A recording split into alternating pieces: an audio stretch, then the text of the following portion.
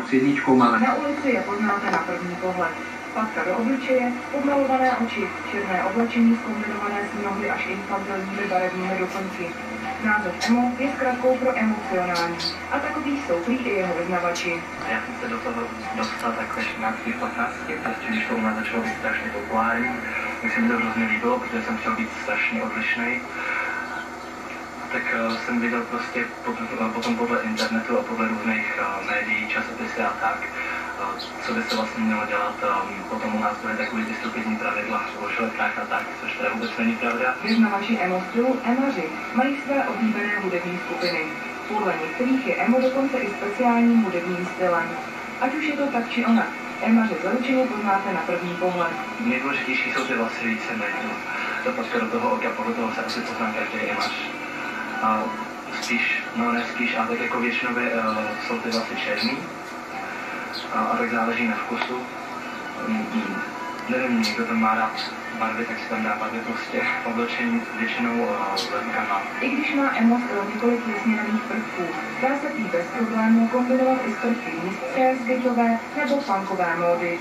Z začátku jsem nosil jenom papku a k tomu moje diskantské oblečení a potom vlastně až teďka před půl rokem asi jsem se dostal do Prahy a vlastně jsem se začal bavit jakože s konařama, tak jsem se dostal vlastně i k tomu oblíkání. Mně se líbí černé oblečení, ale zase na druhou stranu kombinuju to i třeba tričkama, co by se spíš hodily k takovým těm šamponkům a takhle.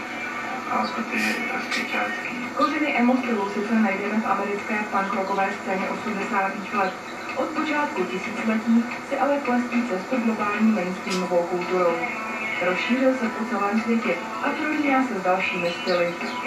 Já jsem se dostala k tak, že jsem začala poslouchat japonskou hudbu. Byla jsem spíš vizuálky, který je takový víc výstřední, takže jsem měla podmalovaný hodně oči, nastavený vlasy úplně nahoru.